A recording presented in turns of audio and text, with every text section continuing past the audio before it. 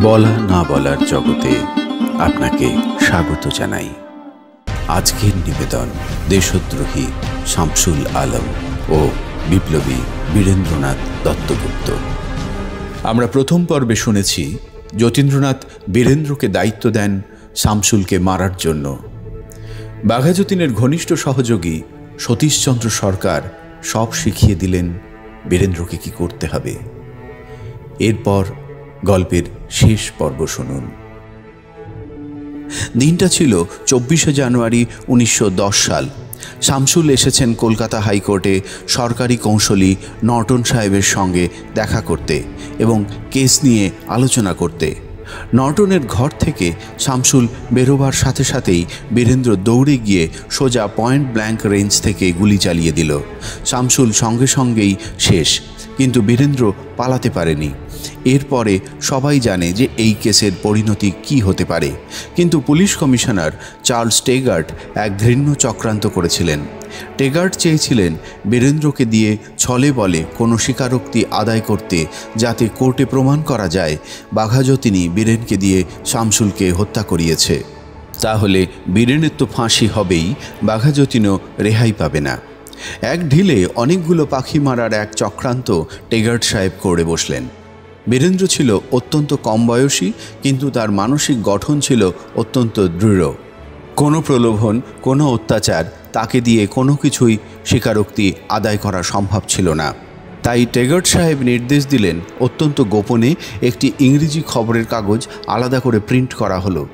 প্রথম পাতায় ফলাও করে ছাপানো হলো যে বাঘাযতীন শামসুল মামলায় বীরেনের বিরুদ্ধে তথ্য প্রমাণ সংগ্রহে সাহায্য করেছেন। পাতাটি পুলিশ বীরেনকে দেখায় 19শে ফেব্রুয়ারি 7 সকালে, এবং শুরু হলো তার উপরে মানসিক চাপ। তারা বোঝাবার চেষ্টা করল যে যার জন্য তুই এত কাণ্ড করলি সেই তোকে ফাঁসিয়ে দিলে। এখনও যদি তুই কিছু না বলিস তাহলে সবাই জানবে যে তুই আসল পাণ্ডা, আর যে আসলে এই খুনের প্রধান আসামি সে তোর উপর সমস্ত দায়ভার দিয়ে বড়জোর 2-1 বছরের জেল খেটে ছাড়া পেয়ে যাবে। মানুষ দিনের শেষে মানুষই, তারও একটা চাপ নেবার ক্ষমতা থাকে। যখন বীরেন দেখল যে যাকে সে এতদিন ঈশ্বরের মতো দেখে এসেছে সেই কিনা তার ফাঁসির কারণ হয়ে উঠেছে, তখন সে নিজেকে আর ধরে রাখতে পারেনি। বীরেন বাঘাযতীনের উপর শামসুল খুনের সমস্ত দায়ভার দিয়ে এক জবানবন্দি দিল।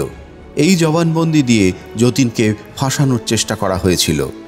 বীরেনের ফাঁসি নির্দিষ্ট দিনেই হয়ে গিয়েছিল, সেটা ছিল 21শে ফেব্রুয়ারি 1910। কিন্তু ফাঁসির আগে কোনো এক কারা কর্মচারী বীরেনকে সত্যি কথাটা বলে দিয়েছিল যে বাঘাযতীন কিছুই বলেননি, এটা একটা পুলিশের চাল ছিল। এই কথা শোনার পর ফাঁসির মঞ্চে যাওয়ার সময় বীরেন কান্না ধরে রাখতে পারেনি। চরম মনোকষ্ট নিয়ে বীরেন পৃথিবী ত্যাগ করে। কিন্তু যে অফিসার তাকে আসল ঘটনাটা জানিয়ে দিয়েছিল তাকে সে কাতরভাবে বলেছিল, দাদাকে বলবেন আমাকে যেন ক্ষমা করেন। বীরেনের মৃত্যুর সাথে সাথেই আসল সাক্ষীর মৃত্যু হয়েছে এই বলে যতীন মুখোপাধ্যায়ের আইনজীবী এই জবানবন্দি হাইকোর্টে অগ্রহণযোগ্য বলে প্রমাণিত করেছিলেন। হাইকোর্টে যুক্তি মেনে নিয়ে এই জবানবন্দিকে খারিজ করে দেয়। বীরেনের প্রাণের বিনিময়ে অরবিন্দ ঘোষের মতো অনেক বড় বড় বিপ্লবীর প্রাণ বেঁচে যায়। পৃথিবী বীরেনের কথা ভুলে গিয়েছে, কিন্তু মহাকাল নিশ্চয়ই মনে রাখবে এমন এক সন্তানের কথা যে ভারতবর্ষের স্বাধীনতার জন্য নিজের প্রাণ বিসর্জন দিতে কুণ্ঠাবোধ করেনি। কেবলমাত্র তার সেই শেষ মুহূর্তের কথাটাই আমাদের কানে বাজে, দাদাকে বলবেন আমাকে যেন ক্ষমা করে। আমি এ কথা বলতে চাইনি। ভিডিওটি দেখার জন্য ধন্যবাদ।